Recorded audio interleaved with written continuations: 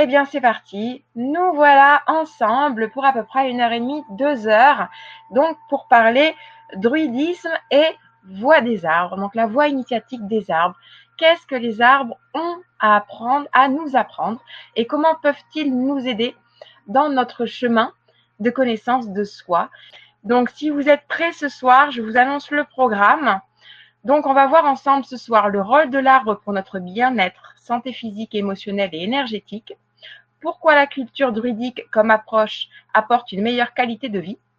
Comment créer un partenariat et redécouvrir le sens du sacré avec la nature? Et les arbres ont toujours été des enseignants, des compagnons de route pour notre bien-être. Qu'en est-il aujourd'hui? Comment se relier à eux? Et enfin, comment vivre le parcours proposé dans la formation pour celles et ceux d'entre vous qui aimeraient justement se lancer dans la voie initiatique des arbres? Florence a créé une magnifique formation sur la question et nous vous en parlerons un petit peu plus tard dans la soirée. Voilà, ça y est. Bon, je vois que vous êtes connectés, donc sans plus attendre, je vais demander à Florence de démuter son micro et de nous introduire cette soirée déjà en te présentant ton parcours. Qu'est-ce que le druidisme? Comment tu en es arrivé là? Quel est ton lien d'amour, ton chemin d'amour avec les arbres sur cette voie initiatique?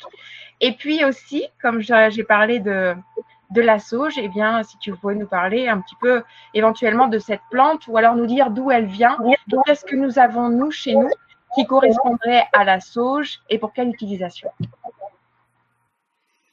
Bonsoir à tout le monde déjà, pour commencer. Merci d'être là, merci pour ce partage et ce moment qu'on va passer ensemble. Donc, une petite présentation. Donc, je m'appelle Florence Laporte, je me définis comme un guide nature. J'ai vraiment découvert le druidisme et la culture celtique quand je suis arrivée en Bretagne il y a plus de 20 ans maintenant. J'ai eu comme un appel du cœur dans la forêt, quelque chose qui m'a vraiment donné envie de me renseigner sur la culture celtique. Et j'ai commencé ce parcours avec une association qui s'appelle l'Obode, l'Ordre des Bardes, Ovates et Druides.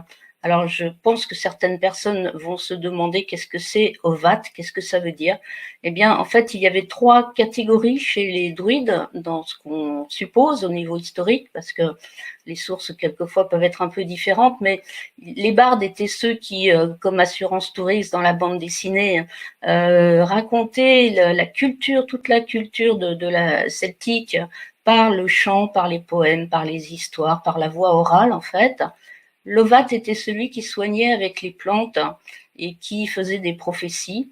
Et le druide était plus un philosophe et presque un homme politique, on pourrait dire, à l'époque, puisqu'on dit qu'ils avaient plus de pouvoir que les rois, et c'était eux qui conseillaient les rois. Donc, pour ce qui me concerne, je me suis arrêtée au stade d'ovate, parce que c'était ça qui m'intéressait, c'est-à-dire de vraiment mieux connaître la nature, les arbres, les éléments, les plantes, etc. Donc c'est comme disait Audrey, c'est vraiment un parcours du cœur, c'est-à-dire qu'en fait jamais je ne me définis comme un druide, mais un druide de cœur, oui. C'est vraiment un appel du cœur. Je me sens druide ou druidesse, comme on veut, de cœur. Et donc j'ai beaucoup aimé découvrir un petit peu ce qu'on peut savoir sur la culture celtique. Et surtout, ce qui me paraît important de nos jours, c'est pas de s'attarder sur les détails vraiment historiques de comment vraiment pratiquer les druides à l'époque. On sait certaines choses, mais il y a d'autres choses qu'on n'a pas retrouvées, puisque c'était une culture orale et que c'est compliqué d'avoir des informations sur ce qui se passait vraiment. Mais c'est de retrouver l'état d'esprit druidique, en fait, dans un monde là aujourd'hui où on en a tellement besoin, où vraiment on s'est coupé de la nature alors que les druides faisaient partie intégrante de la nature, c'est-à-dire il n'y avait pas les humains d'un côté et la nature de l'autre, c'était un ensemble et pour eux tout était langage dans la nature. Et donc cette connexion à la nature, ce rapport très profond qu'ils avaient, eh bien, si on pouvait retrouver quelque chose qui ressemble un peu à ça, ben, ça serait magique parce que du coup, on sauverait la Terre, on sauverait la planète, on sauverait le climat, parce qu'on aurait conscience de l'importance de tout ça. Donc voilà, je vais peut-être pas m'attarder plus que ça sur qui je suis et ma démarche. De toute façon, on va avoir le temps de faire connaissance. Alors pour ce qui concerne la sauge, c'est vrai que les fumigations à la sauge sont plus pratiquées par les Amérindiens que par vraiment les Celtes, les druides, mais on faisait cette pratique avec d'autres plantes. Il y avait d'ailleurs pratiquement toutes les plantes pouvaient être utilisées en fumigation, pratiquement tous les arbres. Alors tous les conifères, c'était vraiment des encens. Si vous savez la différence entre l'encens c'est de la résine. Donc en France, on peut avoir par exemple la résine de pin, de sapin, de cèdre, de mélèze, et on peut faire des encens avec ça. Et sinon, tout le reste, à partir du moment où on fait brûler des écorces ou des feuilles séchées, c'est ce qu'on appelle des fumigations. Et pour les Celtes, il y avait des plantes magiques, la menthe, la reine des prés, l'achillée millefeuille, mais pratiquement le millepertuis, toutes sortes de plantes. En fait, toutes les plantes pouvaient être utilisées en fumigation. Elles avaient des rôles différents selon la plante. Il y en avait qui étaient plus pour purifier l'atmosphère, désinfecter un petit peu, d'autres qui étaient plus pour nettoyer énergétiquement un lieu, comme la sauge par exemple, et d'autres plantes aussi qui étaient plus utilisées pour vraiment essayer d'accéder à des états méditatifs, des états modifiés de conscience un peu modifiés. Donc tout ça, c'était des choses, des pratiques qui étaient très bien maîtrisées par les druides pour vraiment obtenir les résultats qu'ils souhaitaient. Mais avant toute chose, les fumigations et les encens étaient des offrandes pour relier le ciel à la terre, ou tout au moins la terre au ciel, plutôt en envoyant la fumée vers le ciel. C'était une offrande aux dieux. Voilà, est-ce que j'ai répondu à cette question, Audrey? Parfaitement, merci beaucoup. Merci beaucoup pour cet éclairage. Et vous, dans le chat, ben, j'aimerais que vous, s'il vous plaît, que vous nous partagiez si vous-même utilisiez des fumigations, si oui, de quelle sorte. Éventuellement, est-ce que, en tant qu'Occidentaux, sommes-nous tous reliés à notre culture ancestrale, finalement, plus celtique qu'amérindienne, ou est-ce que nous sommes allés nous déporter au-delà de l'océan et ramener des pratiques qui ne sont pas intrinsèquement les nôtres? Voilà. Qu'en est-il pour chacun d'entre vous? Moi, je l'avoue, honnêtement, c'est vrai que j'ai eu, bien que pourtant ayant la moitié de ma famille de Bretagne et ayant passé la moitié de, enfin non, ayant passé toutes les vacances de mon enfance en Bretagne, j'ai toujours eu un appel vers le chamanisme et donc j'utilise des plantes qui sont plus d'origine amérindienne. Mais tu me donnes envie de revenir aussi aux traditions.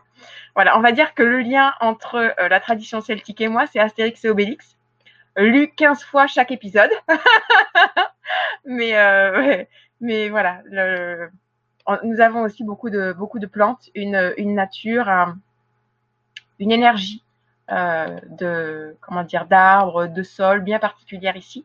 Et je pense que c'est intéressant aussi d'établir cette reliance avec où l'on est. D'ailleurs, j'aimerais aussi ton avis sur la question. Souvent, on dit les plantes qui sont là pour nous soigner poussent autour de nous. Pas besoin d'aller les chercher à l'autre bout de la terre. Et que généralement, c'est celles qu'on a dans nos vallées, dans notre jardin, et qu'on devrait avoir la possibilité de pouvoir se soigner à portée de main. Qu'est-ce que tu en penses? Alors, je suis d'accord, mais j'y mettrai juste une petite nuance quand même. Il faut quand même pas se priver de ce qui vient d'ailleurs, parce que même si j'ai tendance à penser que on a tout ce qu'il faut autour de nous, on a aussi perdu beaucoup de connaissances. Et il y a très certainement des plantes qui poussent autour de nous dont on ignore, parce qu'on ne le sait plus, parce que ça ne s'est pas transmis, dont on ignore les effets. Et peut-être qu'on va, du coup, faire appel à des plantes chinoises ou ayurvédiques ou quoi, dans des traditions qui, eux, n'ont pas perdu les transmissions et qui ont su garder les traditions, les utilisations traditionnelles. Nous, en France, on en a quand même perdu pas mal, même il en est resté beaucoup, mais malgré tout, il est possible qu'on n'ait pas on ait tout ce qu'il faut autour de chez nous, mais qu'on n'en ait pas la connaissance. Et que du coup, on soit peut-être obligé de demander quelquefois de faire appel à la connaissance des autres traditions. Voilà, mais effectivement, dans l'idée, je pense qu'on a tout ce qu'il faut autour de chez nous. Et plus on en découvre, plus la science découvre aussi que la tradition avait bien donné raison à la tradition, et plus on se rend compte qu'effectivement, on peut soigner énormément de choses avec ce qu'on a. Maintenant, il ne faut pas attendre non plus d'être arrivé à une maladie vraiment grave, mais là, voilà, c'est un autre sujet. Mais normalement, on a tout ce qu'il faut pour se nourrir et pour se soigner autour de chez nous. D'accord, merci. Mais en même temps, c'est vrai que même si c'est plus vivant dans la tradition chinoise et ayurvédique, le savoir par les plantes, voilà, c'est leur médecine est quand même très bien construite. Nous avons quand même aussi chez nous les gardiens du savoir et tu en fais partie. Donc, est-ce que toi, tu estimes quand même que, bien que tu saches beaucoup de choses, il te manque énormément de connaissances, toi comme à tes pairs, parce qu'il y a quand même toute une partie de la tradition qui est perdue. Est-ce qu'elle est vraiment perdue? Il y a une partie qui n'est pas perdue et il y a une partie qui est perdue, je pense. Moi, je m'aperçois que plus on avance dans la découverte de la nature, plus on se rend compte qu'on ne sait rien. Déjà, ça c'est sûr. C'est-à-dire qu'on ne sait pas grand-chose et il y a tellement de choses encore à découvrir ou à redécouvrir dans l'utilisation des plantes et des arbres que je pense qu'effectivement, quand même, beaucoup de choses se sont perdues. Malgré tout, malgré que des personnes un peu partout essayent de transmettre, de retrouver, etc. Mais ce n'est qu'une partie des connaissances ancestrales. Il y a sûrement beaucoup de choses qui se sont perdues en cours de route. D'accord. Allez, une dernière chose. Et je vois que dans le chat, ils sont beaucoup à utiliser la sauge en grande majorité, Oui, l'armoise aussi, le palo santo, les encens, oui, le cèdre, le thuya et le foin d'odeur. le foin d'odeur, bien sûr. Ouais. D'accord. Bon, alors peut-être Voilà, oui. Ouais. L'armoise, Voilà, c'est effectivement une super plante, oui, pour de chez nous, quoi. Hein, ouais. Je voulais juste revenir sur une petite chose. Tu disais tout à l'heure qu'on pouvait avoir été plus attiré par la culture amérindienne, le chamanisme, etc. C'est quelque chose effectivement qui est un phénomène de mode. Hein. Le druidisme revient peut-être un petit peu plus là maintenant depuis quelques temps, mais par contre, je voulais juste dire qu'il y a alors c'est juste une hypothèse parmi d'autres. Au niveau de l'histoire, parce qu'il y a énormément de points communs entre les traditions amérindiennes et les traditions druidiques, beaucoup de pratiques communes. Et en fait, certains pensent que peut-être au moment de l'Atlantide, eh bien, il y avait un peuple qui a senti le danger arriver et qui est parti et qui s'est séparé. Certains sont partis d'un côté, d'autres de l'autre et auraient constitué du coup d'un côté les Amérindiens, de l'autre côté les druides, les celtes, et ce qui pourrait peut-être, hein, c'est juste une hypothèse, expliquer que, eh bien, il y a énormément de points communs en fait. Vous savez que les druides, les celtes utilisaient aussi les huttes de sudation. Il y a vraiment beaucoup de choses qui sont communes dans la tradition. En tout cas, c'est une belle histoire, j'aime bien, moi, c'est une belle hypothèse. On ne t'entend plus, Audrey. On ne t'entend plus. Je disais qu'elle faisait sens, cette histoire. Et donc, alors, j'ai une dernière question et après, on va vraiment partir dans la voie initiatique des arbres, parce qu'on ne va pas faire une conférence sur le druidisme dans son ensemble. On va essayer d'être plus spécifique, donc sur la voie initiatique des arbres. Et avant vraiment de se lancer là-dedans, juste une dernière chose, dans la tradition chamanique et notamment amazonienne, les chamans disent que la connaissance des plantes viennent des plantes elles-mêmes. C'est-à-dire que ce sont les plantes qui leur transmettent dans des états modifiés de conscience leur connaissance, leur utilisation, leur posologie, pour qui, pourquoi, à quel moment, etc. Et donc, c'est comme ça qu'ils auraient construit tout leur savoir médicinal au sujet des plantes.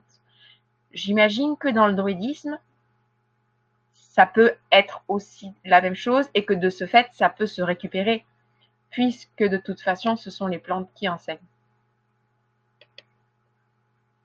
Oui, tout à fait. Ça serait, enfin, pour moi, pas compréhensible tester des milliers de plantes avant de savoir que telle plante va être bonne pour l'estomac. Forcément qu'il il y a eu une intuition, il y a eu, alors peut-être effectivement avec des effets, des états modifiés de conscience, des messages venus de la part des plantes, ou peut-être pour certaines personnes une simple intuition.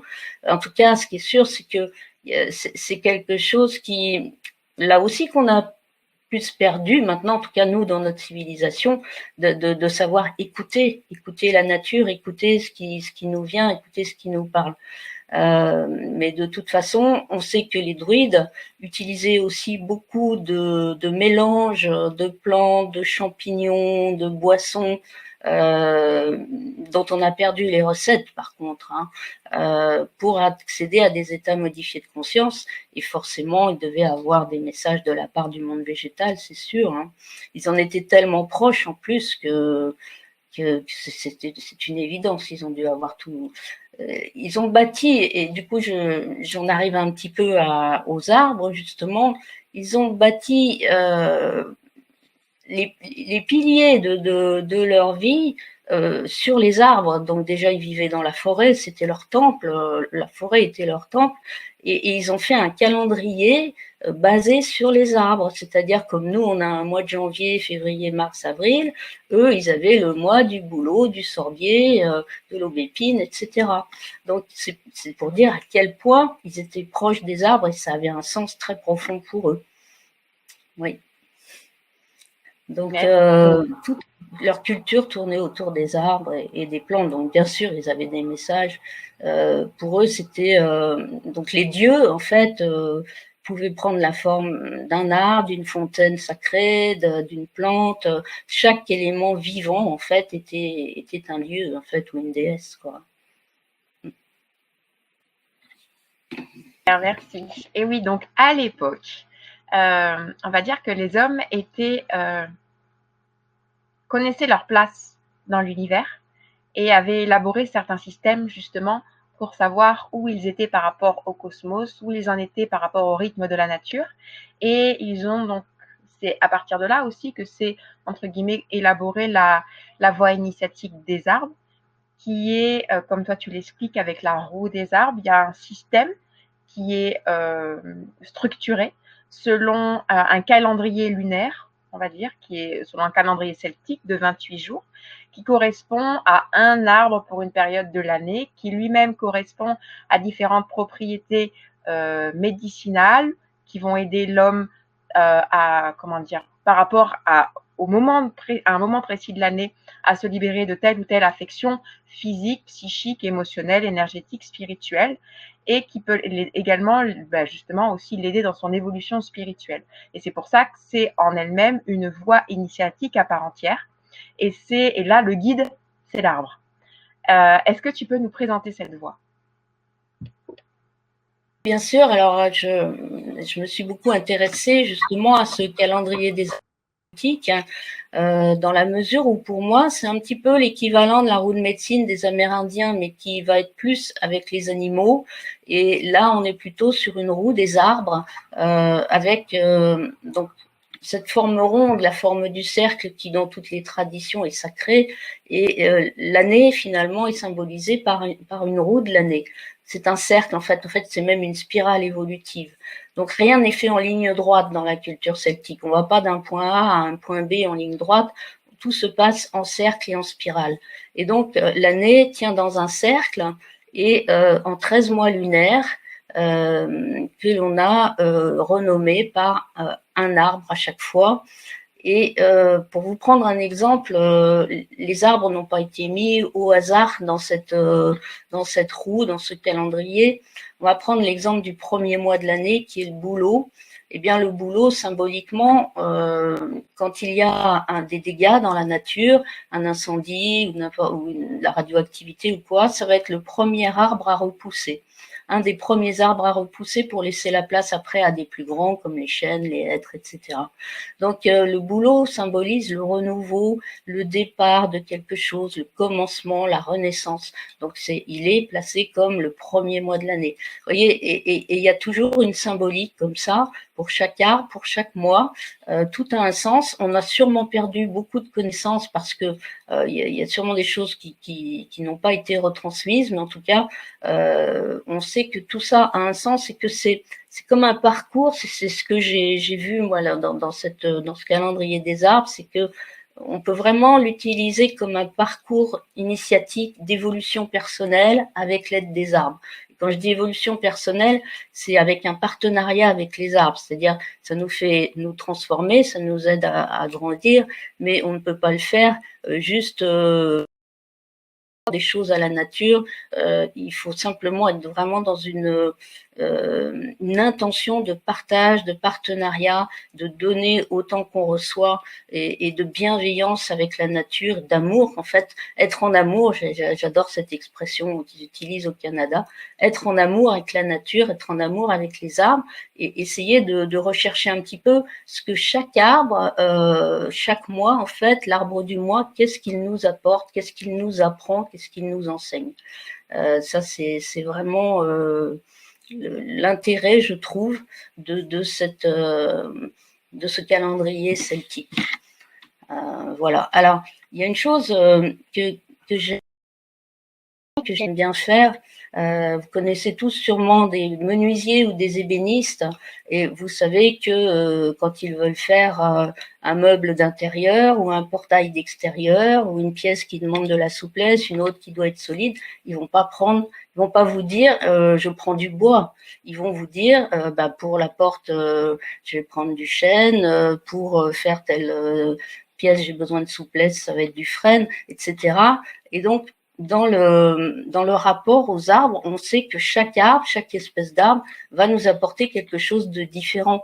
On sait que les arbres en général nous font du bien, mais on va plus savoir que par exemple un chêne nous aide à trouver nos racines, va nous redonner de la force si on est convalescent, alors qu'un tilleul va nous apaiser, va nous calmer si on est un peu stressé. Et chaque arbre a ses spécificités, sa carte d'identité si vous voulez, et il nous apporte des choses différentes.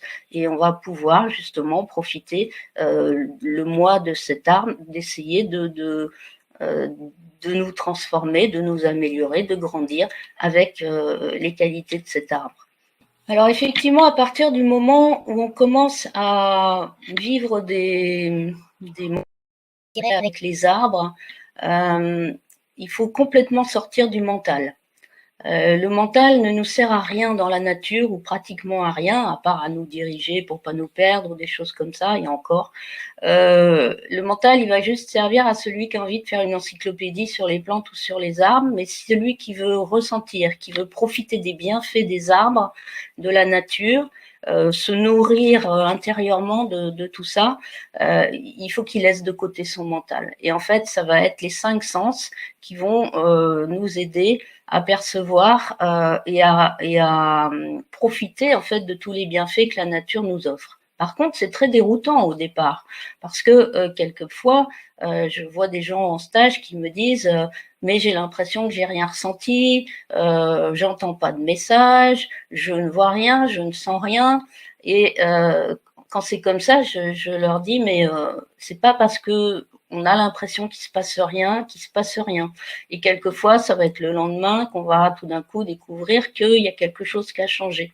Et puis petit à petit, on va affiner nos sens, mais surtout en fait, ce qui se passe, c'est que le mental essaye de nous piéger. Le mental nous dit tout de suite quelque chose, mais non, tu te fais un film. Et c'est comme ça que quelquefois on est bloqué parce que le mental nous fait croire qu'on se fait des idées, qu'il se passe rien, etc. Mais c'est pas vrai. Il se passe toujours quelque chose quand on est dans la nature et surtout si on est dans une intention d'amour. J'insiste là-dessus parce que Vous savez, c'est un peu une loi universelle. Plus on donne, plus on reçoit. Ben, avec les arbres, c'est ça. C'est-à-dire que si vous allez juste voir un arbre pour prendre de l'énergie, comme on l'entend des fois, hein, allez vous mettre au pied d'un arbre pour vous régénérer, etc. C'est vrai, de toute façon, ça va se faire.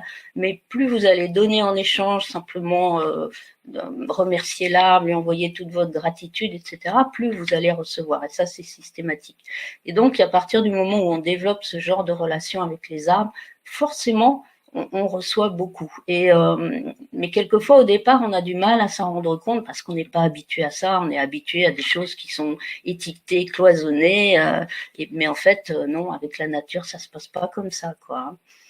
Mais c'est tellement riche et tellement équilibrant pour nous. On en a tellement besoin de cette nature qui nous apaise, qui nous harmonise, qui nous nourrit, quoi. Hein. Donc, les arbres sont vraiment très, très importants.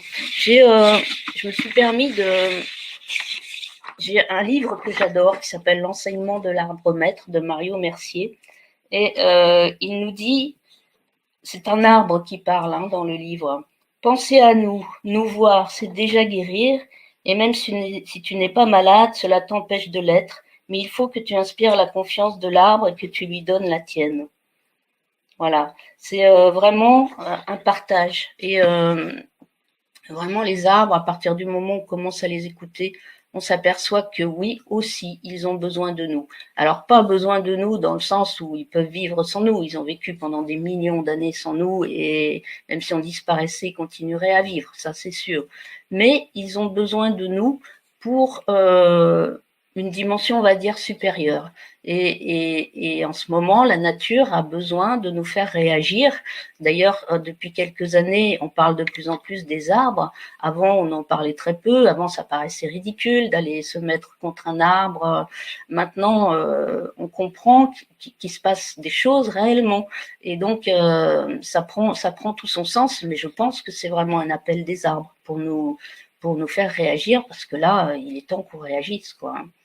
Voilà, donc je me suis un petit peu éloignée du sujet, mais ce partenariat, il est vraiment, vraiment important. Et effectivement, c'est pas du tout avec le mental que les choses se passent. On va apprendre à développer ses sens, écouter la nature, sentir, toucher les feuilles, les écorces, les troncs, les mousses, sentir les odeurs. Tout ça. Et en fait, même les plus grands spécialistes de sylvothérapie qui sont au Japon, qui ont développé ce qu'on appelle les bains de forêt, nous disent, et ce sont des médecins hein, qui le disent, nous disent que en fait un bain de forêt va apporter beaucoup de choses, même sur le plan de la santé physique, mais à condition qu'on aille lentement, qu'on soit dans le silence, qu'on soit dans l'écoute, qu'on soit dans cet état d'esprit de se mettre en capacité de recevoir. Si vous allez en forêt avec vos écouteurs sur les oreilles et que vous faites un jogging, ça vous fera du bien parce que c'est de l'air pur, etc. Mais vous ne ressentirez pas la connexion que vous pouvez ressentir quand vous y allez tranquille, dans le silence, à l'écoute, prêt à vivre des expériences et surtout en ralentissant votre rythme parce que la nature, elle n'est pas au même rythme que nous. Les arbres, ils sont pas du tout au même rythme. Donc, pour pouvoir s'harmoniser avec eux, il faut déjà se poser, s'enraciner, se calmer, et après on peut vivre plein de choses. Merci beaucoup. Alors, Florence, tout à l'heure, quand je parlais, tu m'entendais, toi? Oui. D'accord, parce que j'ai apparemment eu beaucoup de problèmes de son et d'image. Alors, comme je le disais, je suis chez ma mère, je leur ai demandé de ne pas utiliser l'Internet et je ne sais pas si, ils m'ont écouté ou pas. Donc, je vais aller prendre deux minutes pour être sûre que personne n'utilise Internet, sinon je vais avoir des problèmes de connexion toute la soirée. Est-ce que là, ce que je viens de dire, vous l'avez compris dans le chat? Parce qu'apparemment, tout ce que j'ai dit tout à l'heure, ils n'ont rien compris. Ah oui, d'accord. Alors, Eliane demande si tu peux redonner le titre du livre et l'éditeur. Oui, alors à l'éditeur, c'est un livre de poche, hein, c'est pas un livre qui coûte cher en plus. Donc l'auteur c'est Mario Mercier, c'est un chaman peintre aussi qui a écrit beaucoup de livres. Hein. Il a une très belle écriture en plus, il est très poétique. Son livre s'appelle L'enseignement de l'arbre maître et il raconte son histoire d'amour en fait avec un être, un vieux être. Et ce être lui a parlé pendant des mois et il a noté toutes les expériences qu'il a fait avec ce être. Et c'est vraiment très très bien écrit. Alors c'est très chamanique hein, comme c'est-à-dire qu'il parle vraiment du rêve des arbres. On n'est pas dans la matière là, hein, on est vraiment dans quelque chose du domaine plus des esprits. Mais c'est très très intéressant et vraiment j'aime beaucoup cette façon de voir les choses. Et vous voyez, l'arbre lui dit encore dans le même état d'esprit que ce qu'on peut. Euh, Excusez-moi, je cherche, mais je ne le retrouve pas. Enfin, la phrase voulait dire on ne pourra vous donner le meilleur de nous-mêmes pour vous guérir que si vous nous donnez de l'amour. Et c'est tout le livre est vraiment intéressant sur toutes ces expériences. Il a peur en forêt la nuit, mais il va quand même, et puis il vit des choses très fortes avec son arbre. Ouais. Donc c'est un beau livre. Oui. Voilà. Donc Audrey est partie. Qu'est-ce que... Alors, je regarde dans vos questions par rapport aux différents sujets. On peut reparler, si vous voulez, de ce parcours un peu initiatique de la voie des arbres, en attendant que Audrey puisse de nouveau intervenir. Oui, je suis là. T'es là. Très bien. Ouais, bah, écoute, si tu veux... Et, apparemment, ils m'ont tous dit non, non, non, j'utilise pas Internet, mais d'un air coupable. On verra bien ce que ça donne. Donc, pardon, donc je me suis absentée pour leur demander ça. Donc, tu disais quoi? Pardon. Parler de Mario Mercier, de son livre, et puis je voulais savoir si tu avais des questions pour orienter un peu le débat, ou sinon je pars sur autre chose. Je peux revenir sur la voie des arbres, sur ce parcours, sur ce calendrier. Oui, oui, oui. Moi, je suis partante pour que l'on reparte sur cette voie initiatique. On avait commencé par le boulot. Alors, peut-être si tu veux le présenter. Présenter tout le calendrier, c'est ça? Oui, oui. Rapidement, hein, maintenant. Oui, oui, bien sûr, bien sûr. Donc il y a 13 mois qui correspondent à des mois lunaires, hein, puisqu'à l'époque les mois étaient de 28 jours. Donc 13 arbres. Donc je vais les citer, mais vous allez juste pouvoir voir que ce sont des arbres vraiment communs dans nos pays. Donc c'est le bouleau. Ensuite il y a le sorbier, le frêne, l'aulne, le saule, l'aubépine, le chêne, le noisetier, le houx, le tilleul, la vigne, le lierre, le sureau, l'if qui est placé juste sur une journée. Voilà, j'en ai peut-être oublié, mais ça, voilà, ça vous donne une idée. Ce sont des arbres vraiment très communs hein, que l'on connaît bien, qui sont dans les forêts. Et donc, si vous voulez, je ne vais pas pouvoir énumérer l'énergie, la symbolique de chaque arbre, mais par exemple, bon, pour le boulot, je vous ai expliqué ce nouveau départ. On faisait beaucoup de berceaux d'ailleurs en bois de bouleau pour les naissances. Hein. Donc c'est le premier mois de l'année, ça a tout son sens. À mi-chemin de l'année, on a le chêne qui est placé juste au moment du solstice d'été. Le chêne qui est un arbre de force, qui est très solaire comme arbre, eh bien, il est placé justement sur le solstice d'été, sur cette période vraiment très puissante au niveau du soleil. Après, on a par exemple la vigne, alors, c'est plus une liane qu'un arbre, mais il faisait partie du calendrier celtique, la vigne, qui est par exemple un symbole d'abondance et vous avez l'habitude de voir sûrement sur des cornes d'abondance, des grappes de raisin, ça symbolise l'abondance. Eh bien, la vigne était placée au moment justement des récoltes, au mois de septembre, où vraiment toute l'abondance de la nature nous était offerte, où il y avait vraiment les cueillettes et on faisait les réserves pour l'hiver. Donc la vigne symbolise vraiment cette période d'abondance et puis aussi le juste milieu. Elle était placée, parce que je vous en ai pas parlé, mais il y a aussi les 8 fêtes celtiques qui font partie de ce parcours, 4 fêtes solaires qui sont les 2 équinoxes et les 2 solstices et 4 fêtes lunaires. Et c'était important aussi, ça, de fêter à chaque fois ces fêtes, parce que ça nous met dans le rythme de la nature. Du coup, on n'est pas du tout déconnecté du rythme de la nature, des saisons. Et ça permettait à chaque fois aussi de prendre conscience des choses. Et quand c'est le moment des équinoxes, comme au moment de la vigne, le 22 septembre, eh bien, c'est un moment où les jours et les nuits sont de la même longueur. Et la vigne est un symbole, je ne peux pas rentrer dans les détails, mais vraiment du juste milieu, de l'équilibre en fait, entre les forces.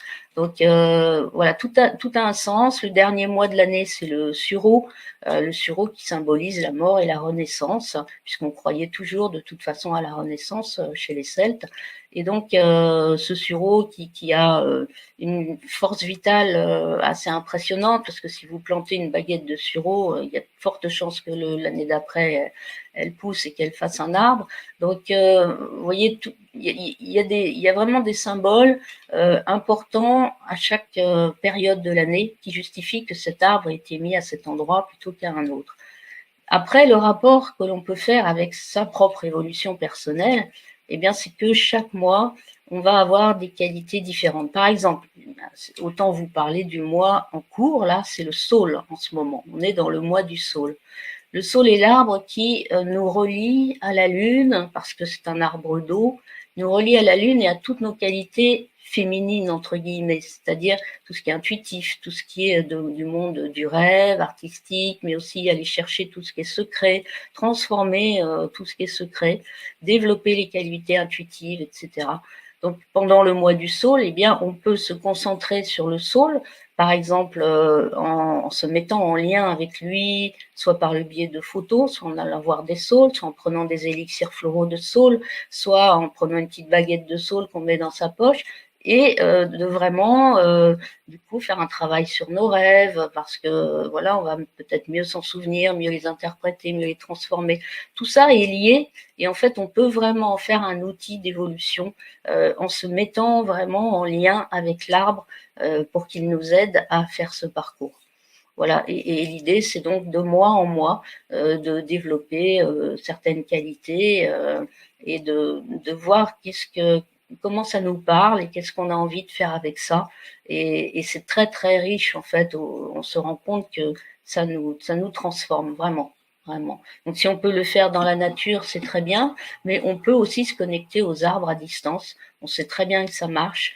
On peut avoir juste des photos, on peut avoir juste un petit morceau de bois sous son lit, dans la poche. C'est des choses qui pouvaient passer pour de la superstition à une époque. On disait justement chez les druides, on a beaucoup soigné avec juste des petits morceaux de bois sur la table de chevet ou sous le lit, des traditions comme ça qui pouvaient paraître un peu aberrantes pour des gens cartésiens. Mais en fait, on sait très bien qu'énergétiquement, le bois de l'arbre, l'énergie reste très longtemps, même après avoir été coupé.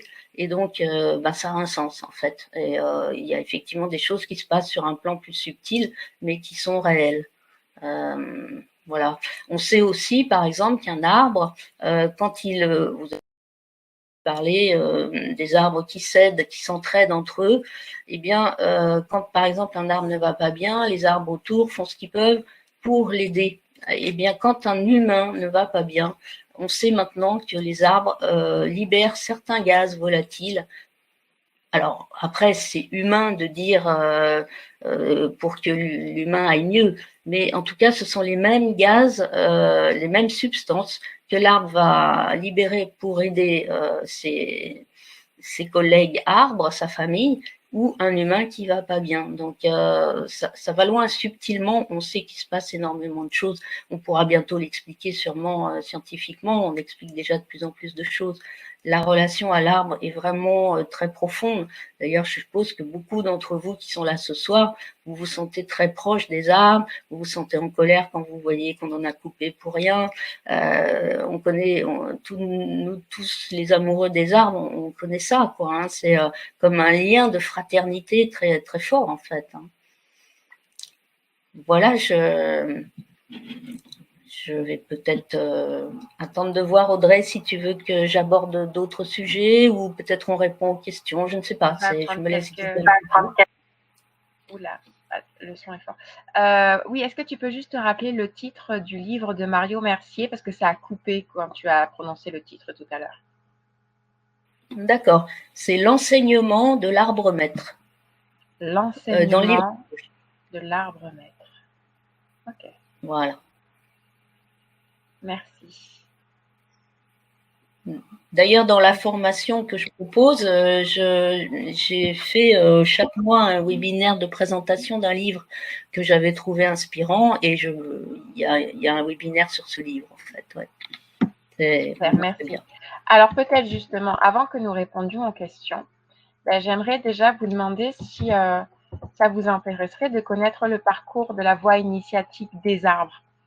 Voilà, alors je vais regarder au fur et à mesure les commentaires pour être sûr que mon son est OK pour cette fois-ci. Donc n'hésitez pas à me le signifier au cas où ça ne l'est pas. Voilà, parce que vous l'avez compris, donc Florence a mis en œuvre une formation en ligne sur la voie initiatique des arbres. Donc c'est vraiment cette roue des arbres sur l'année suivant les 13 mois lunaires. Et c'est une invitation pour les amoureux des arbres à mieux se connaître et à évoluer en partenariat avec l'arbre. Mais pas seulement, et je pense, et c'est ce que tout à l'heure mon son a coupé et que vous n'avez pas entendu, perçu, c'est que je pense que cette formation, elle s'adresse aussi tout spécifiquement à des personnes qui ont besoin de redécouvrir et de développer leur sensibilité. Voilà. Ou même pour des personnes qui se trouvent hyper sensibles, hyper émotives et qui ont besoin d'être accueillies par quelque chose d'aussi délicat qu'eux-mêmes. Et la nature a cette sensibilité-là, a cette délicatesse-là, a cet accueil-là. Donc, aujourd'hui, c'est la journée mondiale de la Terre. Donc, c'est aussi pour ça que nous avons choisi ce jour-là pour faire ce webinaire, avec vraiment dans l'esprit et dans le cœur de partager avec vous cet amour de la nature pour toutes ceux et toutes celles d'entre vous qui ont envie de vivre cette reconnexion profonde, parce que c'est que comme ça que nous allons tous participer à faire en sorte que les intérêts de la nature, et nous sommes nature, soient pris en compte avant les intérêts de l'économie, du business et de je ne sais quoi d'autre. Voilà. Et la nature, elle a ce quelque chose de spécial, c'est qu'elle n'est pas apprise mentalement. Il faut la vivre, en fait. Il faut être à son contact. Je sais que nombre d'entre vous êtes en ville. Florence a donné une astuce pour celles et ceux qui aimeraient se développer ce partenariat, cette connexion avec les arbres. Ce serait déjà aussi de les voir en photo, d'avoir un petit bout d'arbre, etc. dans la poche. Et moi, j'irais même encore plus loin. Je vous propose, et surtout si cette formation vous intéresse, c'est de prendre cet engagement envers vous-même pour vous déplacer dans des parcs, pour aller au contact de la nature. Voilà, pour pas que ça reste que sur des livres. Les livres, c'est bien, mais je pense quand même en ville, qu'il y a quand même toujours une possibilité de se reconnecter. Et de se reconnecter et de créer ce langage, cette communication avec les arbres et cet enseignement. Et ce que je vous disais aussi tout à l'heure, ça a ça de particulier, cette voie initiatique des arbres, c'est que là, vous êtes enseigné par le vivant, vous êtes enseigné par la sagesse millénaire de la nature. Et vous êtes enseigné par l'esprit, vous êtes enseigné par un autre règne. Donc, c'est vraiment quelque chose de différent qu'une voie initiatique classique d'humain à humain. Là, vraiment, il est vraiment question avec cette formation de reconnecter avec l'humain que vous êtes dans toute votre sensibilité et avec la nature, notre alter-nous, qui est nous. Et voilà, et c'est vraiment, c'est une voie en fait de connaissance de vous-même, une voie de resensibilisation, j'insiste vraiment sur ça parce que c'est le point clé, et c'est notamment donc une voie d'amour. Parce que c'est quand vous vous ouvrez pleinement à votre sensibilité, à l'amour et au partage, que à ce moment-là, l'amour grandit en vous de façon peut-être même plus ample que ce que vous pourriez imaginer, tout simplement. et certainement aussi de façon beaucoup plus forte que des approches plus ou moins mentales ou méditatives, etc. Là, il est question vraiment de communion. Donc, voilà. Donc, on me dit oui, les personnes sont intéressées par cette formation. Donc, ce que je vais faire, c'est que je vais vous la mettre sans plus attendre dans le chat. Voilà, vous pouvez cliquer dessus et rejoindre donc cette formation qui s'appelle La Voix des arbres celtiques et emprunter donc ce chemin initiatique. Donc, vous le savez, le mois en cours, c'est le mois du Saule. Ça s'écrit S-A-U-L-E. Et en même temps, si on aime bien jouer avec les mots, avec la consonance anglaise, ça peut dire soul, c'est l'âme. Donc ça se dit, écrit presque pareil. Et je trouvais que c'était aussi une belle introduction pour commencer l'année.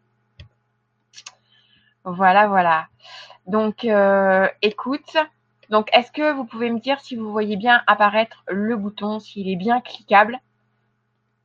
Est-ce que vous pouvez, s'il vous plaît, me faire un retour dans le chat? Déjà, par rapport à ça, est-ce que ça vous attire? Et si oui, qu'est-ce qui vous attire? Moi, je vous ai exprimé en fait comment je perçois cette formation et la sensibilité que je lui trouve, l'originalité, la singularité, et en quoi je trouve qu'elle est puissante. Mais maintenant aussi, votre retour serait intéressant pour savoir si vous êtes intéressé, qu'est-ce qui vous pousserait en fait, qu'est-ce qui vous motiverait à rejoindre une voie d'enseignement de la nature et pourquoi vous pensez que c'est quelque chose qui est fait pour vous et ça répond à quel besoin. Voilà, voilà. Tout à fait ça, un lien très fort de fraternité avec les arbres, oui. Hélène, cette semaine, en ramassant de l'ail des ours en forêt, j'ai perdu mes clés de voiture. J'ai demandé aux arbres de m'aider et après 2 heures de recherche, je les ai retrouvés. Merci à Mère Nature. Alors, quand commence cette formation? Quelles sont les fréquences? Où cela se passe? Et y a-t-il plusieurs sessions? Je te laisse le présenter. Oui, d'accord. Alors, c'est une formation, à partir du moment où vous vous inscrivez, vous êtes systématiquement orienté vers le module qui correspond à l'arbre du mois en cours. Donc là, par exemple, on est sur le Saule. Alors, comme il y avait 13 mois dans l'année, ce ne sont pas des dates faciles à retenir, genre du 1er au 30. Non, le mois du Saule, par exemple, il commence le 15 avril, il se terminera le 12 mai. Le 12 mai, on aura le mois de l'aubépine jusqu'au 9 juin, etc. Donc, à chaque fois qu'on change d'arbre, eh bien, vous recevez l'accès à un nouveau module. En fait, cette formation est prévue pour faire vraiment une évolution sur l'année, parce que c'est vraiment, comme je vous le disais, un parcours.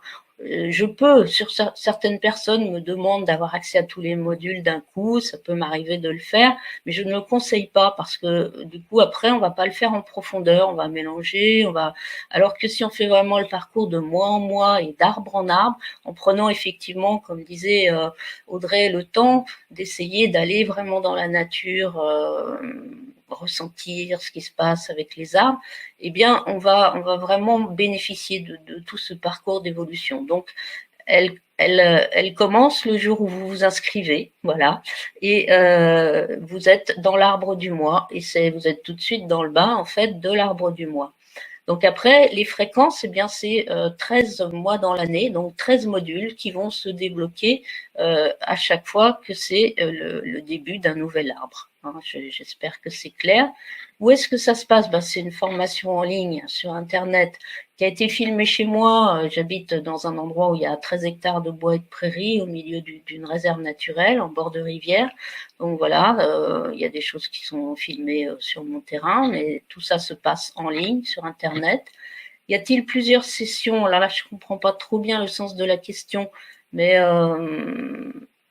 faudrait me préciser. Par contre, ce que je peux dire, c'est que donc chaque mois, vous avez des connaissances, on va dire un petit peu théoriques du coup sur l'arbre du mois, c'est-à-dire comment est-ce qu'on le reconnaît, comment est-ce qu'il vit, quelles sont ses particularités, quelle est la forme de ses feuilles, de ses fleurs, etc. Par des diaporamas, il faut bien quand même apprendre à reconnaître les arbres aussi. Après, vous avez à chaque fois des documents à télécharger sur les propriétés médicinales de cet arbre. Éventuellement, si pour certains arbres, il y a des recettes aussi pour le cuisiner, cuisiner les feuilles ou cuisiner les fruits ou les fleurs, ça peut arriver. Et surtout, vous avez aussi des vidéos, des documents sur l'énergie de l'arbre, sa symbolique, qu'est-ce qu'il dégage, qu'est-ce qu'il va nous aider à vivre, à transformer. Et puis, vous avez en plus de l'arbre du mois, à chaque fois, des notions différentes d'une fois sur l'autre, de sylvothérapie ou de choses sur la vie des arbres. Et puis, ce webinaire tous les mois aussi sur un livre que j'ai trouvé particulièrement intéressant, sur les arbres, la sylvothérapie ou bien la culture celtique. Et puis, je propose aussi, une fois par mois, en direct cette fois-ci, un webinaire de questions-réponses pour se retrouver, pour que ce soit plus vivant, que ce soit pas juste quelque chose qui se passe sans contact direct. Donc voilà, et tout se passe par des vidéos et avec un webinaire par mois. J'espère avoir répondu à la question, mais il ne faut pas hésiter à me redemander si c'est pas clair. Merci beaucoup. Alors, oui, éventuellement. Oui. Alors, tu peux couper mon son, s'il te plaît? Oh, pardon, excuse. Alors, le coût chaque mois, eh bien, en fait, vous pouvez la régler en une fois 277 € et vous avez accès à la formation à vie. Ou vous pouvez la régler en plusieurs fois. Vous pouvez, par exemple, la régler en 5.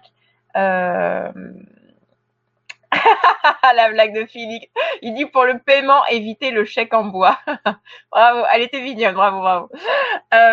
Vous avez une possibilité de régler en 5 fois, en 5 mensualités, 49,50 € par mois. Voilà. Et vous avez aussi accès à la formation à vie.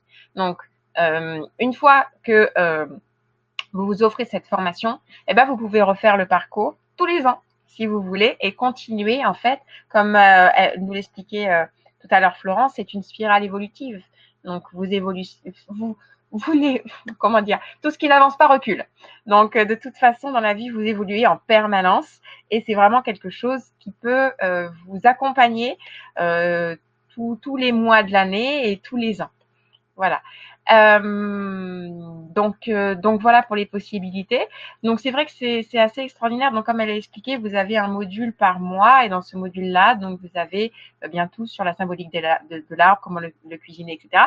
Et il y a aussi quelque chose qu'elle a mentionné et sur laquelle j'aimerais revenir, qui est très intéressant, c'est que dans chaque module aussi, elle va discuter d'un livre en webinaire enregistré. D'un livre sur la culture du nudisme, sur les arbres, etc. Et ça, c'est aussi une excellente façon de vous cultiver sur la question, vraiment de ne pas vous endormir sur vos lauriers. Et comment dire, vous avez à la fois tout ce que je vous ai décrit tout à l'heure, qui est vraiment fait appel au sens, à l'énergie, à l'âme directement, parce que cet apprentissage, il est surtout de cette façon-là. C'est vous ce que vous allez pouvoir établir comme communication avec les arbres. Mais afin de nourrir ça aussi, je trouve que les webinaires sur un livre du mois sont une excellente façon d'en savoir plus sur le monde magique de la nature et le monde magique de l'arbre. Parce que comme tu dis, bon, à la fois sur ces aspects historiques, mais aussi sur le fait que l'on en découvre tous les jours sur les arbres. J'ai même appris à travers ta formation quelques pépites que je vais vous livrer tout de suite. On va faire un quiz. L'arbre qui a les racines les plus profondes du monde, donnez une estimation du nombre de mètres de ces racines. Juste pour voir. Quand je vous dis c'est le monde magique des arbres, c'est assez foufou.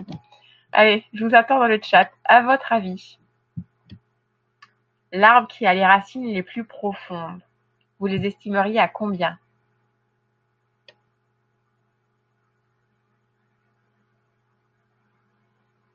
Biologiste, pas vraiment, hein. C'est pas une approche scientifique, c'est une approche sensitive, c'est une approche symbolique, c'est une approche initiatique.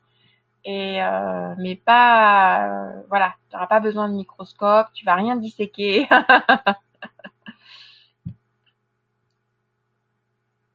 Alors, Marie-Christine, quand tu dis y a-t-il possibilité d'expérimenter sur le terrain en Bretagne, est-ce que tu veux demander si Florence fait des stages en présentiel? Si telle est la question, la réponse est oui. Alors, on nous dit 10 mètres, infini. Bah non, quand même, la Terre est finie, les racines ne peuvent pas être infinies. On nous dit 200 mètres, 100 kilomètres, plusieurs kilomètres, 500 mètres. Voilà, la bonne réponse, si mes souvenirs sont bons, c'est 110 mètres. D'intervenir, effectivement, c'est 110 mètres pour vraiment les racines de l'arbre. Après, pour les personnes qui parlent de 100 km, effectivement, on peut avoir mais là, c'est grâce à l'aide des champignons, du coup, c'est ce qu'on appelle les mycorhizes, c'est cette alliance entre le mycélium des champignons et les racines des arbres qui vont là, du coup, s'étendre sur plusieurs kilomètres, mais c'est plus vraiment la racine de l'arbre, c'est autre chose. C'est une symbiose qui se fait avec le champignon. Donc la racine vraiment pure, le record, ouais, c'est 120 mètres, ouais, ou 110, je ne sais plus, 120 ou 110. Ah, c'est impressionnant. Et dans les chiffres aussi, la feuille la plus grande du monde, elle mesure combien en longueur et combien en largeur?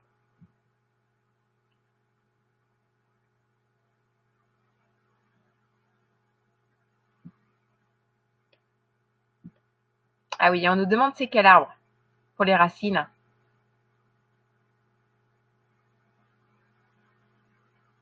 Un cerisier, je crois. Alors, je sais que il y a deux arbres qui ont des racines très profondes, le cerisier et le figuier. Voilà, c'était ou un cerisier ou un figuier. Ils sont très proches au niveau des records, je crois.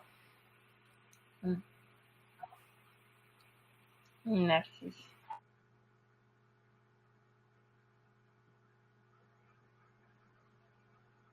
Donc maintenant la feuille la plus grande. On nous dit 50 cm, 3000 km et de long et 500 de large. Sur la planète Terre, je précise. Hein. Ok, Marie-Christine, qui est intéressée par du présentiel en direct sur le terrain celtique. Ok. Est-ce que tu peux écrire ton adresse mail dans le chat, que Marie-Christine puisse te contacter pour un stage en présentiel? Oui, Servan, on y reviendra. On nous dit entre 2 et 3 mètres de long, 1 mètre sur 3, largeur de mètre. Bon, allez, si vous donnez votre langue au poisson-chat, elle fait 20 mètres de long et 2 mètres de large. Ce qui est énorme. Vous imaginez la feuille de 20 mètres? Truc de ouf.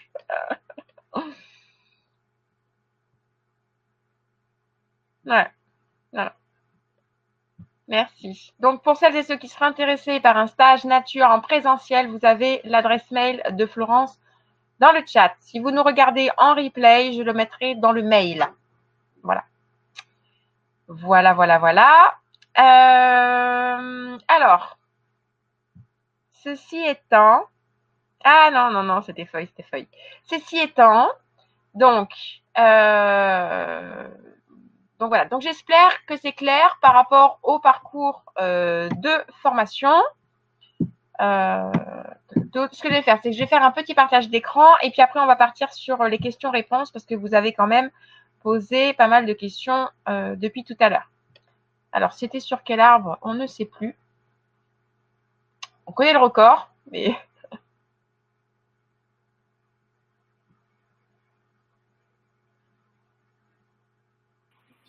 Oui, c'est vrai que cette vidéo sur les records des arbres, ça fait longtemps que je l'ai faite. Alors, il me semble que c'est un palmier, mais je ne suis pas totalement sûre. Ma mémoire me fait défaut. Là.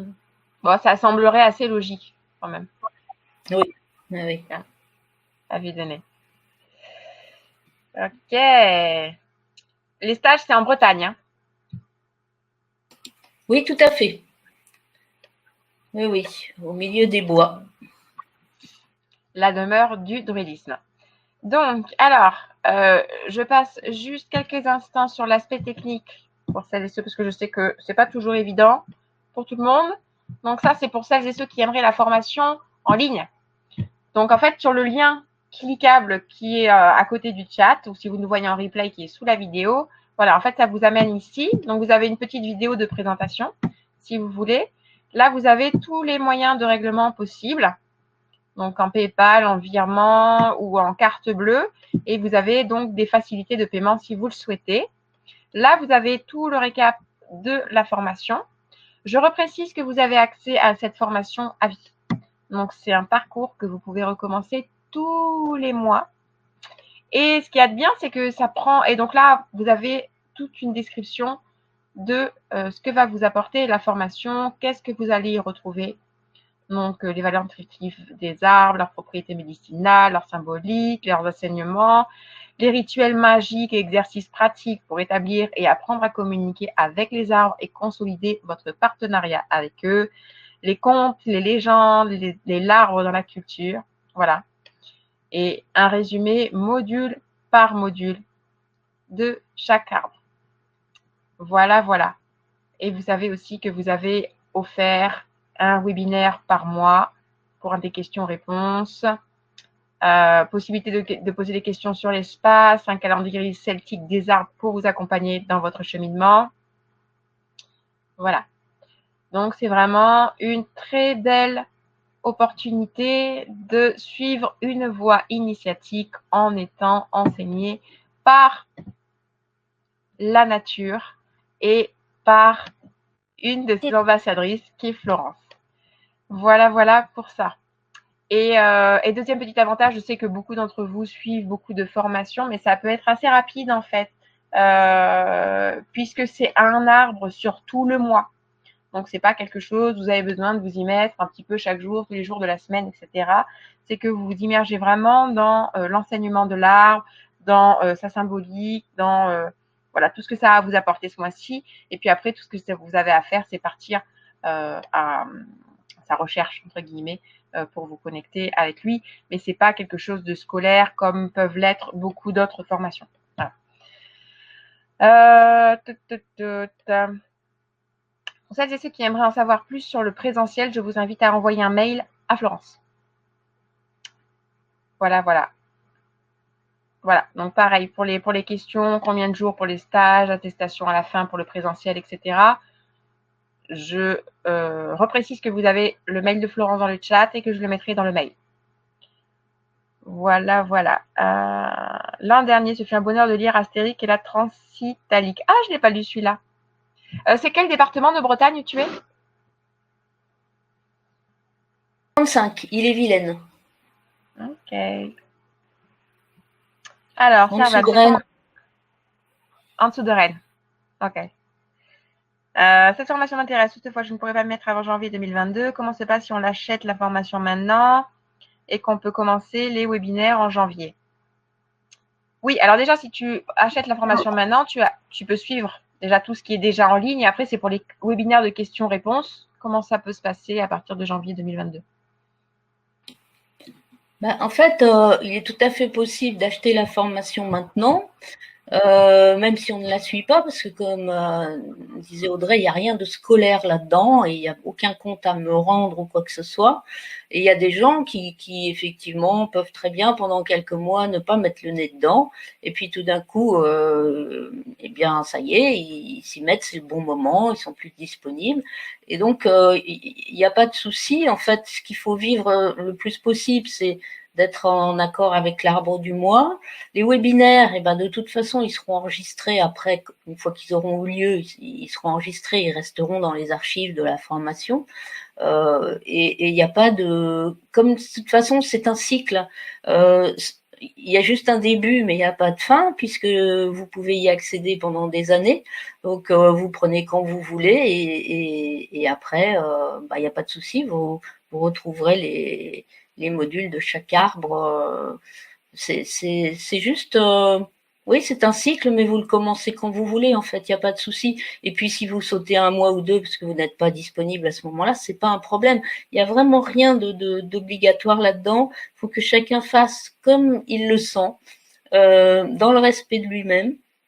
C'est juste en fait une démarche d'ouverture vis-à-vis de la nature et vis-à-vis de soi, et des transformations qui vont même se faire presque toutes seules. Mais vous verrez que voilà, faut surtout pas se sentir coincé dans quelque chose ou obligé à quelque chose. Mais vous pouvez tout à fait acheter la formation maintenant. Elle a commencé qu'en janvier, pourquoi pas. Il y a pas de souci. Hein, Ce rythme, elle vous appartient. Elle te remercie. Voilà.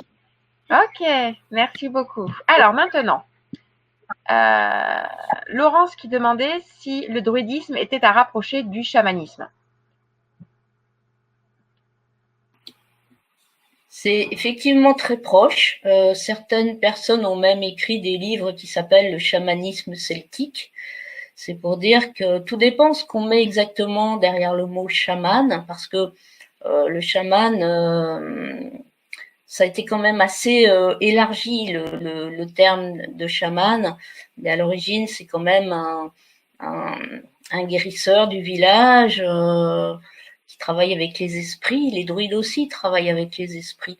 Donc c'est très très proche. Les druides aussi mettaient des fois des plumes d'oiseaux, des costumes d'animaux. Donc on sait qu'il y a vraiment beaucoup de points communs entre le chamanisme et le druidisme. Peut-être que dans la forme, ça prenait pas la même forme. Le druide était plus quelqu'un qui avait une initiation. Il y avait des initiations qui pouvaient durer une vingtaine d'années pour les druides, des écoles de druidisme. Et après, les druides étaient considérés, comme je vous disais, ils donnaient même des conseils au roi.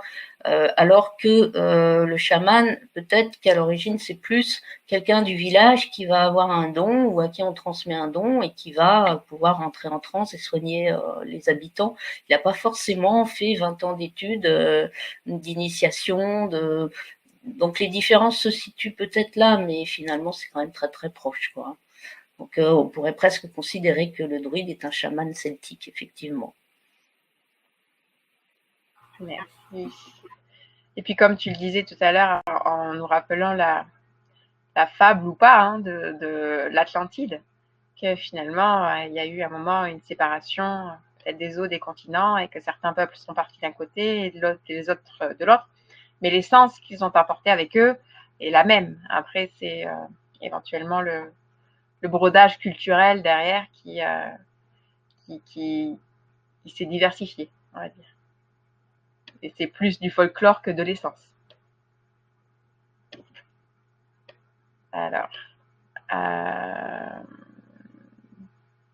quelle sorte de fumigation peut-on utiliser pour une méditation? Pour une méditation, je pense au laurier, moi. Je ne sais pas si c'était une plante très connue des Celtes, hein, mais le laurier noble, hein, le laurier qu'on a l'habitude d'utiliser pour parfumer les bouillons, c'est de ce laurier-là que je parle, parce qu'il y a d'autres lauriers qui sont toxiques. Hein. Le laurier dégage vraiment, nous permet vraiment d'accéder à des états méditatifs, des états modifiés de conscience, beaucoup de finesse. Le pin aussi, la résine de pin nous aide vraiment à méditer. Après, on pourrait considérer que les essences, enfin les fumigations par exemple de feuilles de bouleau, qui vont pas être très parfumées par contre, mais l'armoise c'est bien, quelqu'un en a parlé tout à l'heure.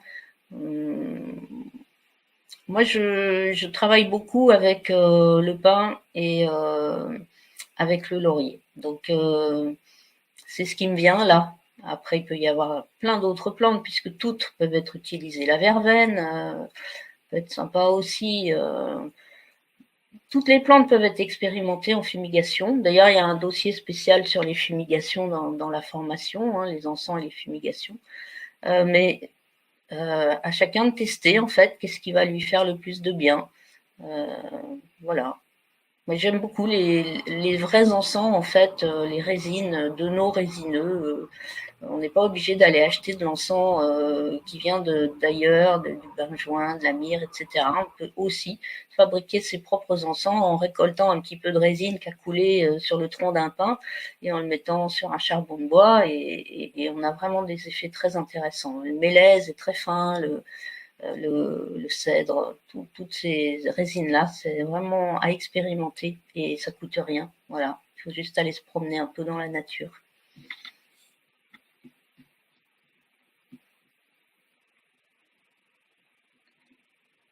Merci.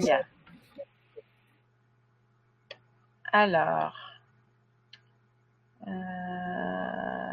super Hélène. Alors, Je sais pas, je pense qu'on est encore ensemble le temps de terminer les questions, Sophia.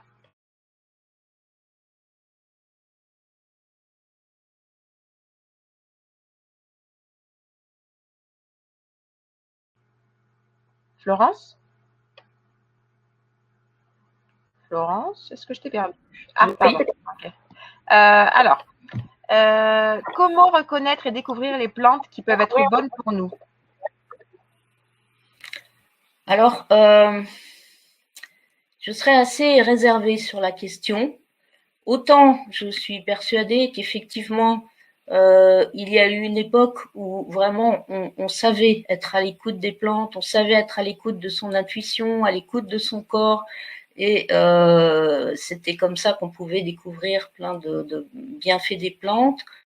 Je pense, mais on n'est pas tous égaux à ce niveau-là, mais qu'on a quand même beaucoup perdu de cette écoute et de cette intuition, et qu'il faut rester quand même prudent. Si je vous dis ça, c'est parce que j'ai eu des exemples autour de moi de personnes qui m'ont contacté en me disant, et pourtant des personnes très intuitives, hein, m'ont contacté, une personne notamment en me disant, voilà, je comprends pas, je me sens pas bien, ça fait des semaines que j'ai mal au cœur, et puis plusieurs mois après, parce que je lui disais mais qu'est-ce que tu as fait? Bah rien de spécial et tout. Et plusieurs mois après, elle a quand même fini par me dire qu'elle s'était fait un élixir floral. Elle avait fait une journée de stage avec moi pour apprendre à faire des élixirs floraux.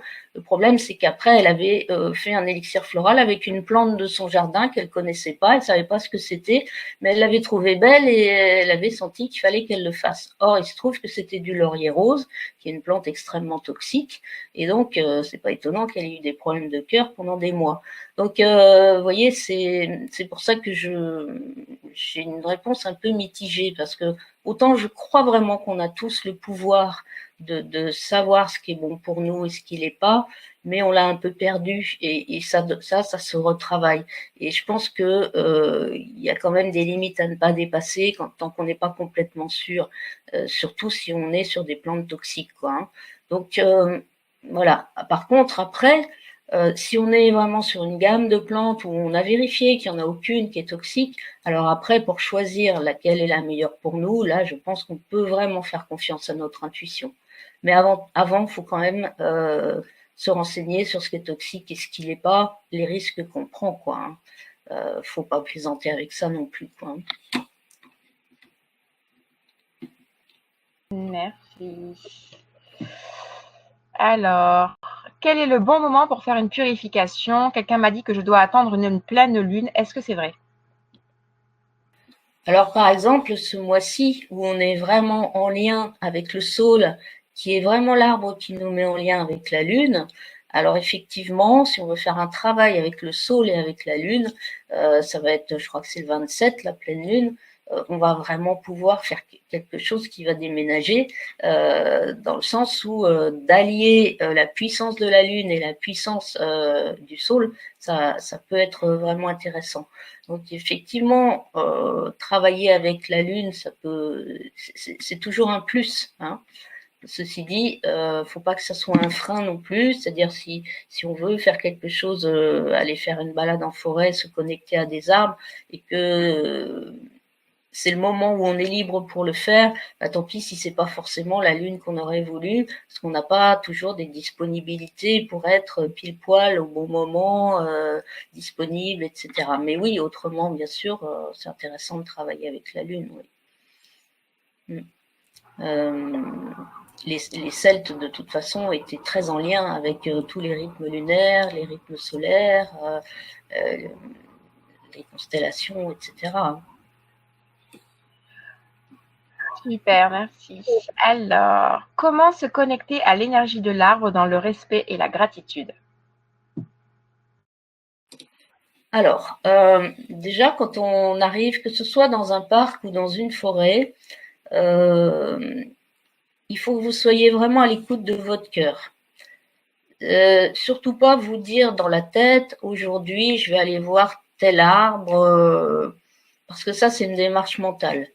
Plutôt simplement être à l'écoute de vous-même. Et si vous êtes à l'écoute, que vous avez ralenti votre rythme, que vous êtes centré, que vous êtes dans votre silence intérieur, ou pas en train d'être avec les copines, se raconter le dernier film qu'on a vu, ça va pas ensemble.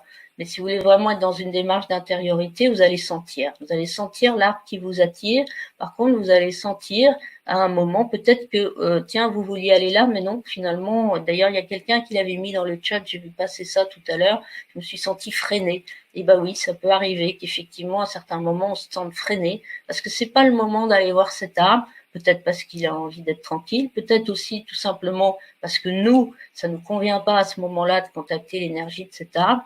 Par contre, à d'autres endroits, on va se sentir particulièrement attiré, et là, on va y aller. Et ce que je vous conseille toujours, c'est de faire des paliers, c'est-à-dire de ne pas aller franchement directement vous adosser à l'arbre, mais plutôt déjà commencer à quelques mètres de lui, à ressentir son énergie, puis peut-être tout simplement vous présenter intérieurement, dans votre silence intérieur, vous vous présentez à l'arbre, et puis vous pouvez le remercier, de vous accueillir, si vous sentez qu'il vous accueille avec plaisir. Et si vous sentez une résistance, vous n'insistez pas, vous allez en voir un autre. Mais c'est vraiment, une fois qu'on est avec l'arbre, eh bien, déjà le remercier, lui demander éventuellement de vous guider, de vous inspirer, et surtout lui envoyer beaucoup d'amour. Alors ça peut prendre différentes formes, ça peut être simplement par vos mains, en posant vos mains dessus, comme vous le feriez si vous vouliez calmer le mal de ventre d'un enfant, par exemple, avec beaucoup d'amour, du magnétisme, de l'énergie, ou tout simplement visualiser un rayon d'amour que vous allez lui donner. Vous savez, dans le temps, on faisait des offrandes aux arbres guérisseurs. Et il y avait toujours un échange, ça se passait pas juste on vient prendre et on repart. Donc vous pouvez aussi faire des offrandes, une chanson, un poème, une danse, un gâteau, tout ce que vous voulez en fait. Dès l'instant où vous avez une intention de donner, ça sera toujours bien reçu, et ça sera toujours enrichissant en fait. Voilà, quel que soit ce qu'on donne,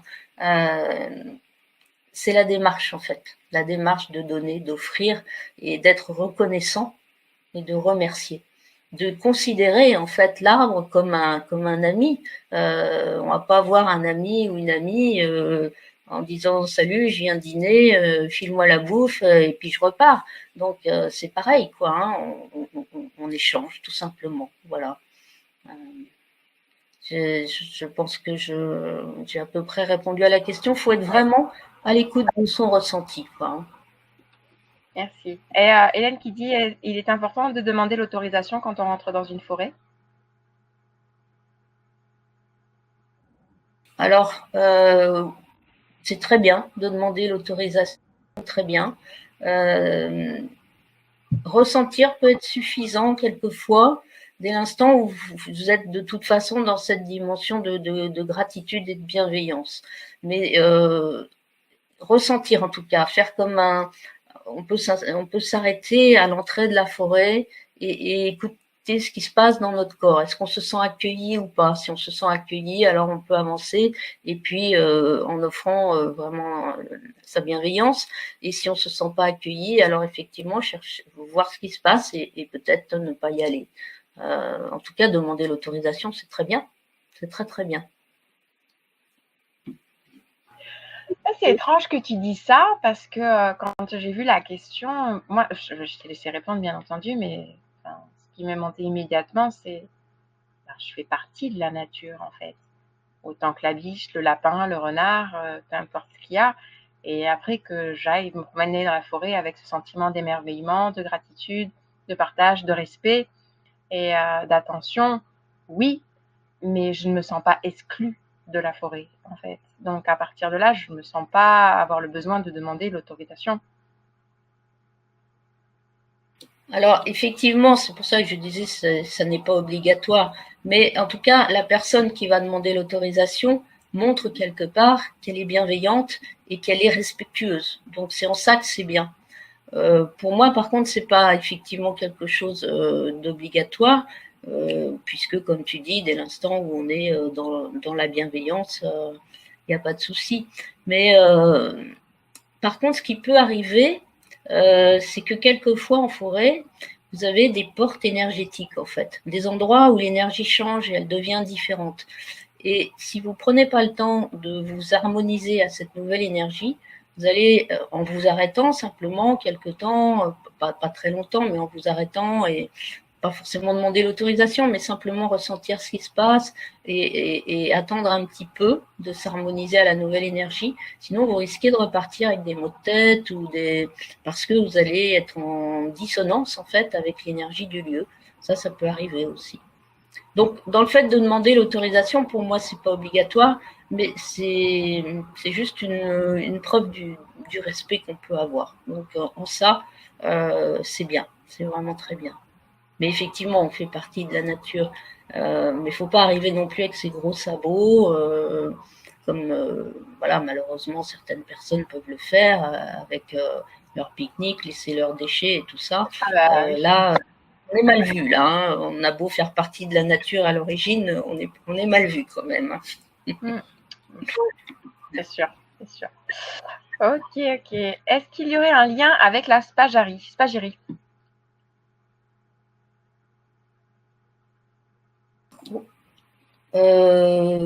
Oui et non.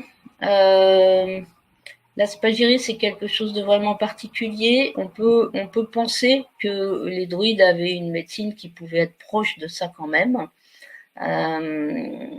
La conception de la spagyrie, c'est effectivement très, très proche. Maintenant, je ne sais pas s'il y avait exactement les mêmes techniques. Là-dessus, j'ai pas d'informations, j'en ai jamais trouvé sur ce genre de pratique chez les druides. Je pense qu'il y avait vraiment une façon très sacrée de cueillir les plantes et de les préparer. Tout était sacralisé. Ça, je pense que c'était très présent. Par contre, les façons de faire n'étaient peut-être pas les mêmes, mais je n'ai pas suffisamment d'informations puisque malheureusement, comme je vous disais, beaucoup de choses se sont perdues puisque c'était une culture orale. Et donc, je ne sais pas. Je ne sais pas si vraiment on peut dire que les druides faisaient de la spagyrie. Mais l'état d'esprit était quand même proche.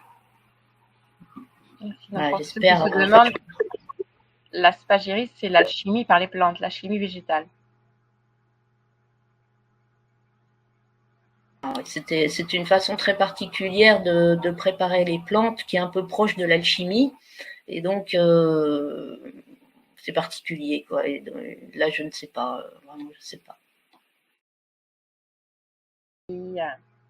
Alors, la question. Que peut-on faire avec les grandes feuilles du chêne?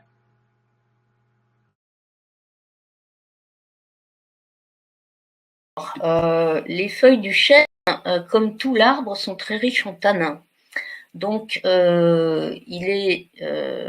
l'utilisation du chêne, en tout cas pour nous, en tant qu'humains, en médicinal ou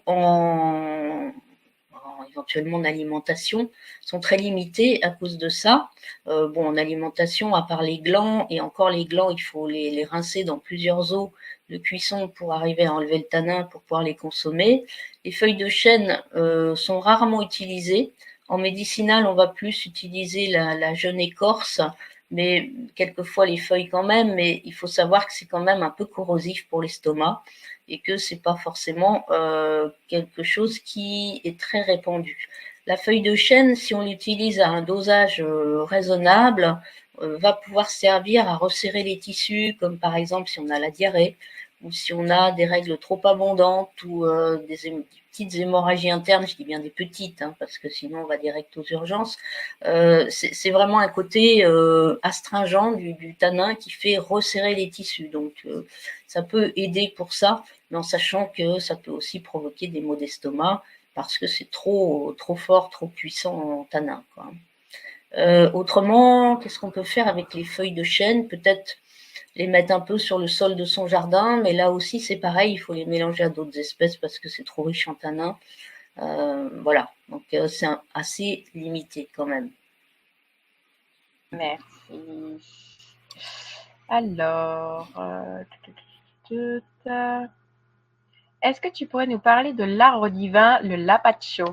appelé aussi pau d'arco. Alors, non, parce que là, je Il n'est pas je d'ici, vois c'est pas. notre continent. Bah oui, c'est pas la culture celtique là. Donc non, je pourrais pas en parler. Il y a peut-être l'équivalent au niveau de la symbolique, mais là, d'ailleurs, je retrouve pas la question. Où est-ce qu'elle est? Ah, c'est moi qui les ai notés. Il y a eu des questions Ah depuis oui, le début. d'accord. Ouais. D'accord. Non, là non, franchement non, c'est pas mon rayon. Mhm. J'avais écrit des articles sur l'Alpe chauve, mais ça remonte à loin. Je sais plus, c'était pas des propriétés anticancéreuses, celui-ci? J'ai pas compris la question. J'ai dit j'avais écrit des articles sur cet arbre il y a longtemps. Et j'essaie de me remémorer les propriétés. Et il me semblait que c'était anticancéreux. Mais... D'accord. Alors, un arbre a-t-il son gardien? Alors là, il y a beaucoup de croyances différentes et j'ai pas forcément les réponses. Est-ce que quand on communique avec un arbre, on communique vraiment avec l'esprit de l'arbre ou est-ce qu'on communique aussi avec les esprits de la nature qui sont avec l'arbre? Moi, je pense que de toute façon, oui, je répondrai oui à cette question. Un arbre a son gardien, il abrite forcément des esprits de la nature. On disait par exemple pour les chênes que c'était les dryades. Chaque arbre a des esprits de la nature qui lui sont liés. Oui, pour moi, oui. Maintenant, je peux pas le prouver. Hein, ça, c'est de l'ordre du subtil. Mais effectivement, il y a des esprits de la nature qui sont reliés à la vie de l'arbre, hein, et que justement, par exemple, si on doit vraiment couper un arbre, eh bien, c'est important de le prévenir à l'avance, non seulement pour lui, mais pour que les esprits qui sont avec lui puissent partir en fait avant qu'on l'abatte. Et ça, c'était quelque chose qui était très pratiqué chez les Celtes. D'abord, on n'avait pas le droit de couper n'importe quel arbre, n'importe comment, et puis on devait prévenir à l'avance pour que les esprits de la nature puissent déménager, entre guillemets, hein, avant qu'on coupe l'arbre. Et on coupait l'arbre seulement s'il y avait vraiment besoin de le couper. C'est pour certains arbres, si certaines personnes coupaient des arbres malgré l'interdiction, elles étaient vraiment punies. Il y avait vraiment une protection de l'arbre qui a malheureusement pas du tout à notre époque. Merci, merci. Y a-t-il toujours un arbre maître dans une forêt? Alors, qu'est-ce que c'est qu'un arbre maître? Quelle est la définition vraiment d'un arbre maître? Pour moi, c'est un arbre qui enseigne, qui va avoir des facilités à communiquer avec nous. Maintenant, pour certaines personnes, un arbre maître peut être un petit arbre tout tordu, tout gringalé, parce que c'est celui-là qui, à ce moment-là, va leur apporter quelque chose d'essentiel.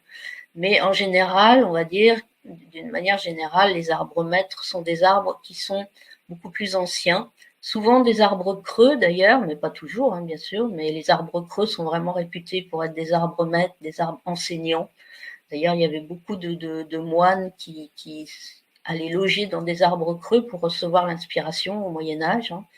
Hein. Donc, pour moi, un arbre maître va être plus un arbre assez âgé, parce qu'il a l'expérience, parce que il n'a plus besoin, comment dire, un jeune arbre, pour faire sa croissance, pour résister au climat, aux maladies, aux insectes, etc., il a besoin de toute son énergie.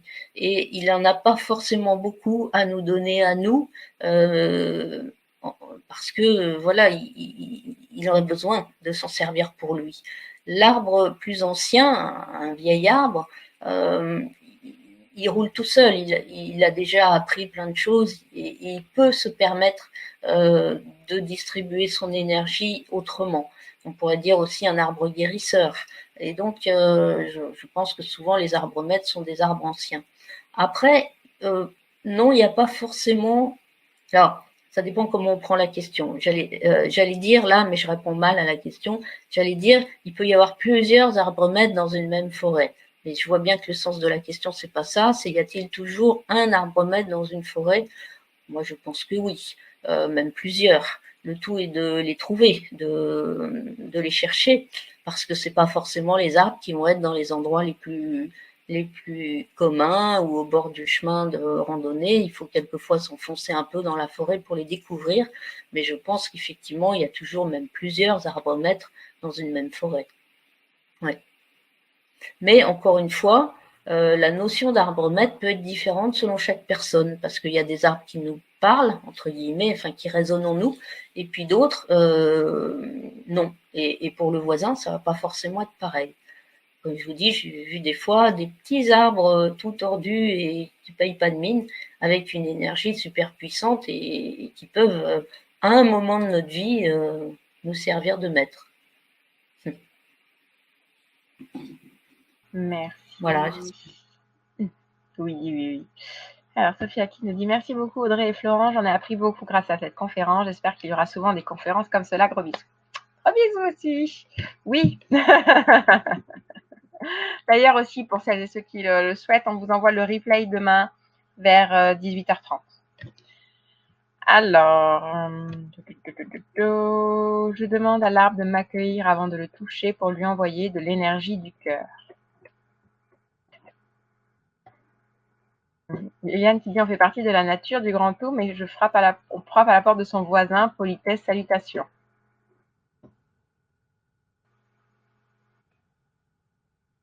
Ça peut être vu comme ça. Moi, je pense qu'avec le temps, on n'habite plus chez nous. Je pense qu'à la base, la maison, c'était la forêt et qu'on a décidé d'être des originaux et de se construire des maisons en pierre, ceci, cela. Et à mon avis, au commencement, on n'était pas forcément voisins. Hein. On était plutôt colocataires. Elsa qui nous dit merci de transmettre l'essentiel, ça fait beaucoup de bien. Avec joie, Elsa. Hélène, que pensez-vous de la gémothérapie? Alors, justement, dans la formation, il y a des dossiers très complets sur la gémothérapie, sur les élixirs floraux aussi, comment les faire soi-même, etc. C'est quelque chose de très intéressant, la gémothérapie.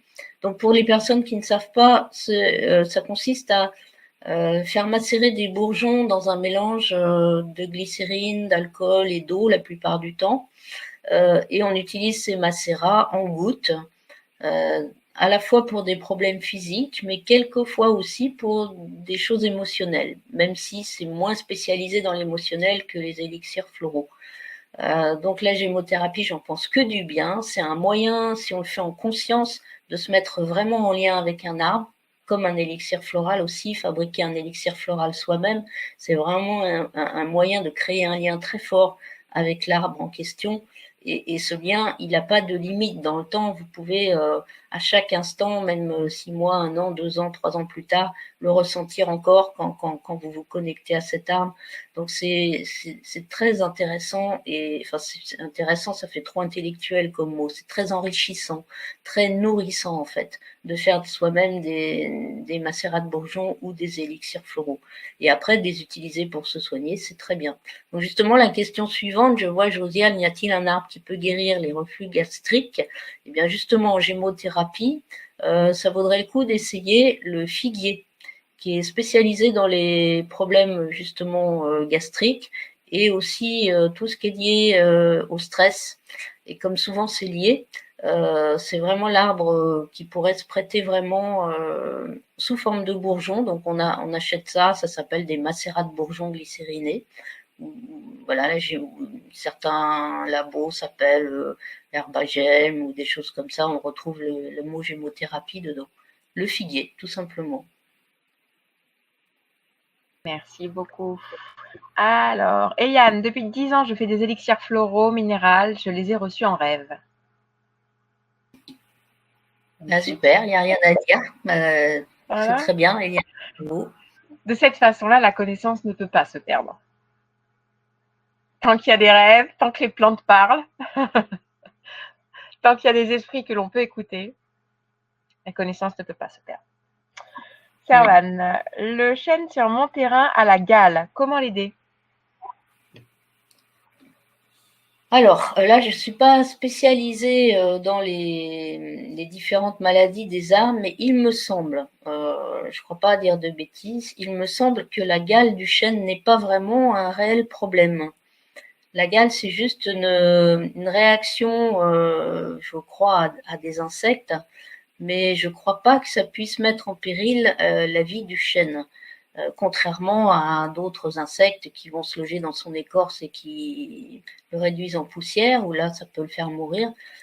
À mon avis, en tout cas, moi, j'ai jamais vu de gale prendre des proportions suffisamment importantes pour nuire au chêne. Je pense que ça fait partie de la vie du chêne et des différentes symbioses qu'il peut y avoir dans la nature, sans pour autant que ça soit dangereux. Il me semble. Merci. Les feuilles d'aloe vera peuvent-elles être utilisées en cosmétique? Mais oui. Mais oui, tout à fait. Après, c'est pas vraiment celtique non plus. Mais oui, oui, tout à fait. C'est très bon tenseur de la peau. En plus, bien sûr, d'être fantastique pour les brûlures.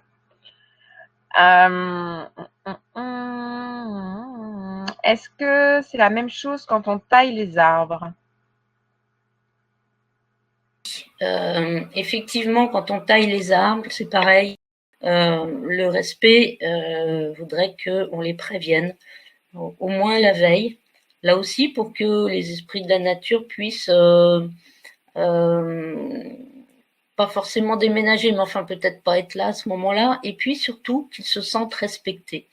Je vais vous donner un petit exemple. Nous, on est sur un lieu qui fait 13 hectares de bois et de prairies. Et on a décidé qu'on essayait d'être vraiment en partenariat avec les esprits de la nature. Donc à chaque fois qu'on coupe quelque chose, eh bien, on prévient et on essaye de voir aussi si on a une réponse positive ou négative. Et en fait, on a dernièrement quelqu'un qui vient travailler pour nous, mais il est très très gentil, hein, mais il n'est pas dans cette conscience-là, il n'a pas été initié à ça. Et eh bien, il a commencé à tailler des arbres sans forcément prévenir ni rien. Et tout le matériel, petit à petit, tombait en panne. Les tondeuses, les tronçonneuses, tout le bazar. Et en fait, quand on a essayé de comprendre ce qui se passait, les esprits de la nature ont communiqué leur colère, en fait, de ne pas se sentir respectés. Donc c'est vraiment important, effectivement, avant de tailler un arbre, eh bien, on prévient. Voilà.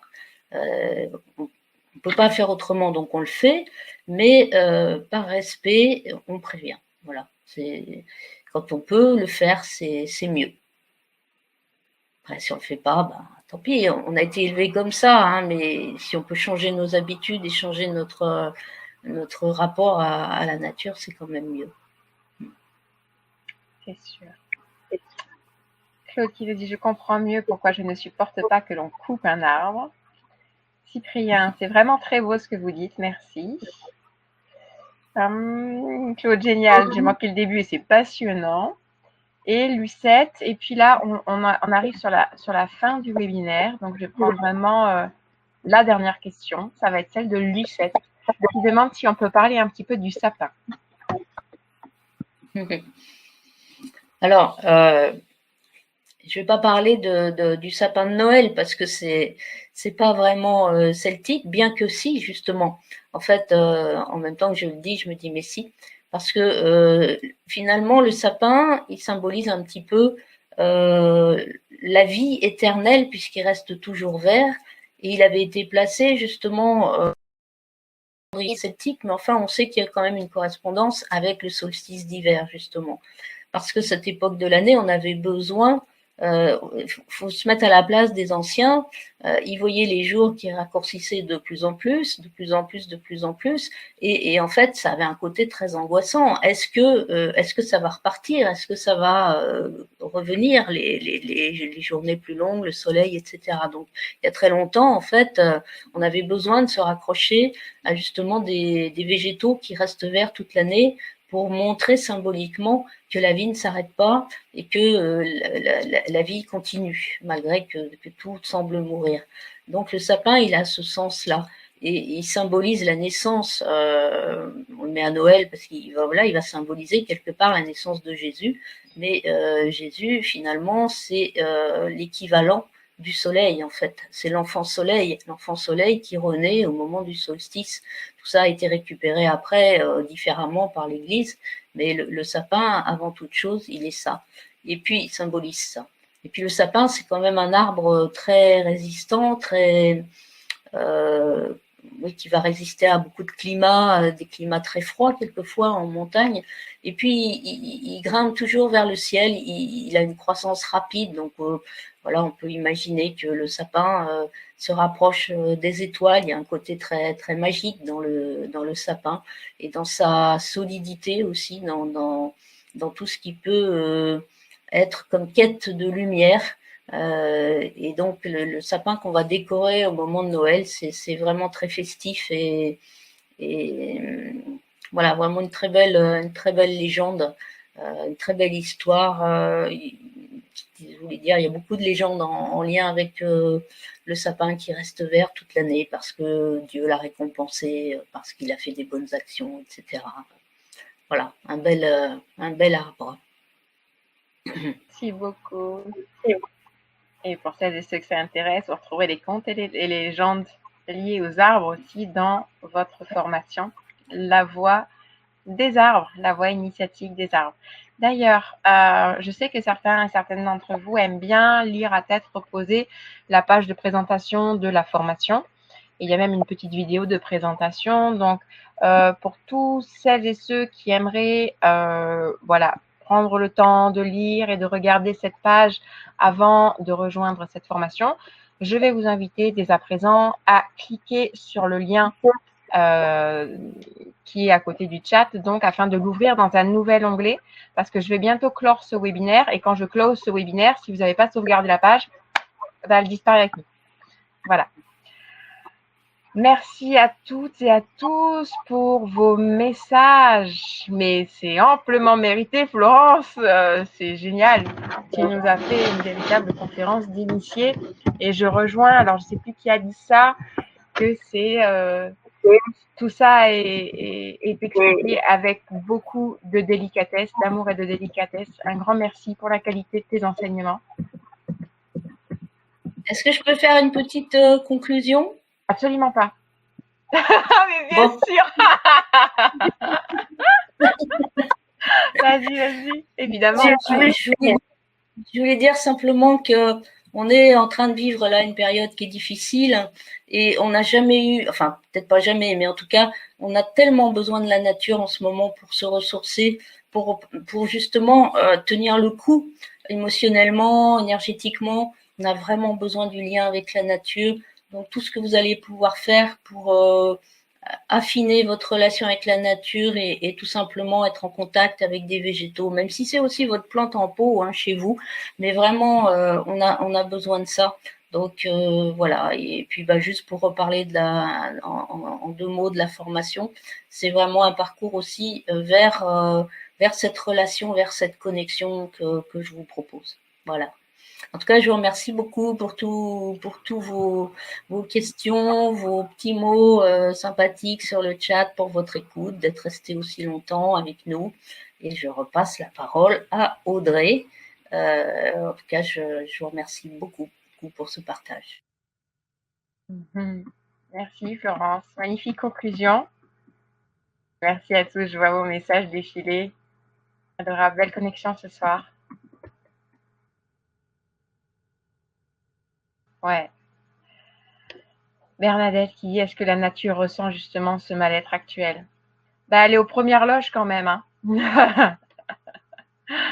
Donc, encore une fois, oui, nous sommes nature. Moi, c'est ça, c'est vrai que je vois qu'il y a dans l'esprit actuellement de certaines personnes, il y a la nature et nous, mais en fait, je nous considère, par exemple, comme l'ongle de la nature, en fait. Donc, ce serait de dire, si j'ai mal à l'ongle, je vais le ressentir partout. Et je pense que la nature, elle le vit aussi de cette façon-là. c'est que tout est interrelié, tout est interconnecté, et tout se ressent à tellement de niveaux, en fait. Dans le monde des esprits, dans le monde de la nature, dans le monde de l'énergie, tout se sent, se voit et se comprend à de multiples niveaux. Donc, après, de mon point de vue, je pense qu'il est bien aussi d'éviter des projections peut-être anthropomorphiques et de considérer peut-être que le regard de la nature de la même façon que le regard que nous-mêmes portons sur les choses. Il y a juste à ouvrir les yeux et voir que la nature dont nous faisons partie est d'une intelligence infinie. Et qui dit intelligence infinie, dit intelligence aussi à différents niveaux. Donc même si je pense que même s'il y a des mal-être qui est ressenti, je pense que ça s'arrête pas là, même de la vision du plus grand, en fait, on va dire. Et que voilà. Après, je sais pas ce que tu en penses, toi, Florence.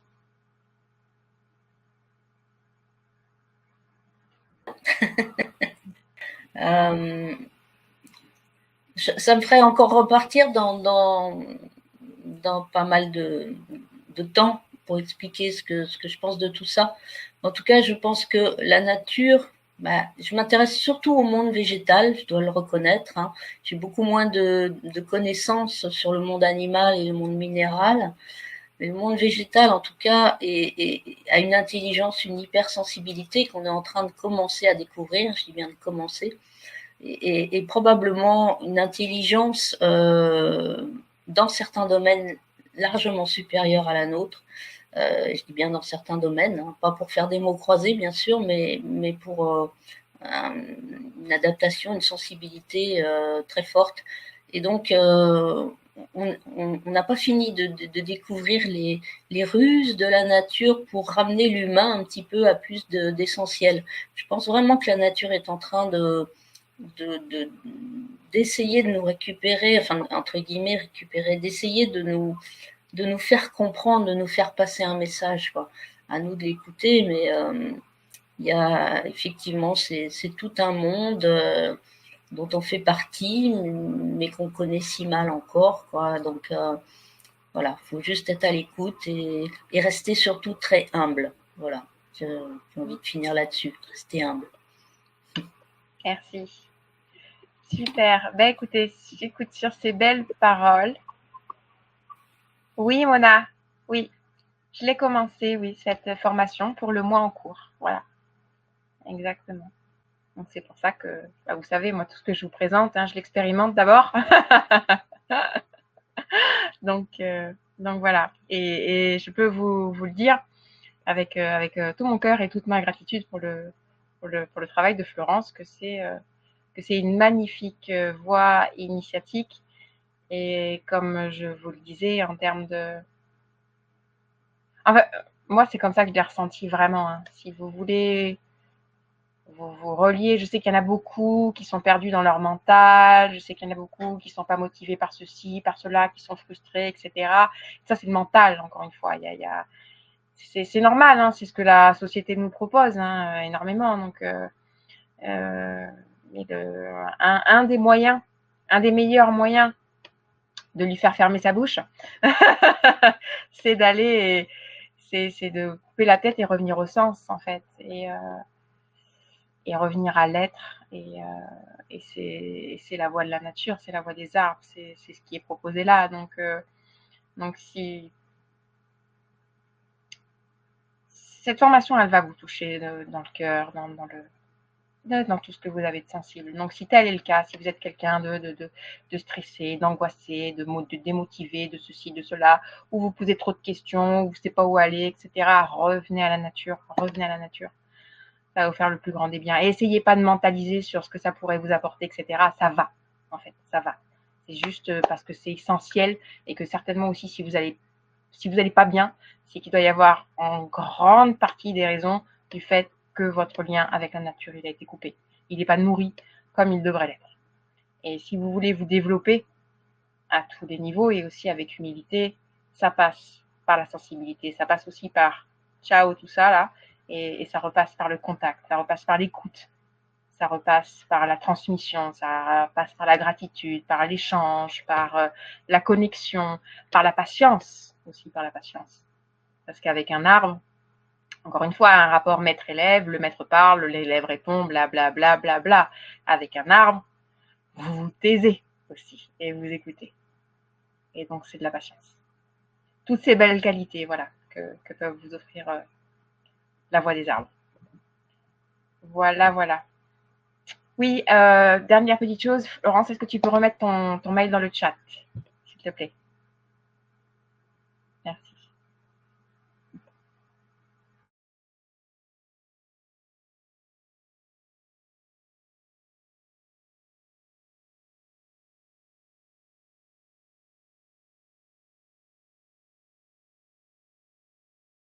Voilà, super. Donc, vous avez le mail de Florence. Je vous laisse quelques secondes pour le copier-coller. Et puis, comme d'hab, on va se faire des bisous. On va se dire à bientôt. Merci à toutes et à tous. Merci Florence. Merci beaucoup, merci Audrey, merci à toutes et à tous. Et puis, bien, belle nuit, faites de beaux rêves. Rappelez-vous, le saule, vous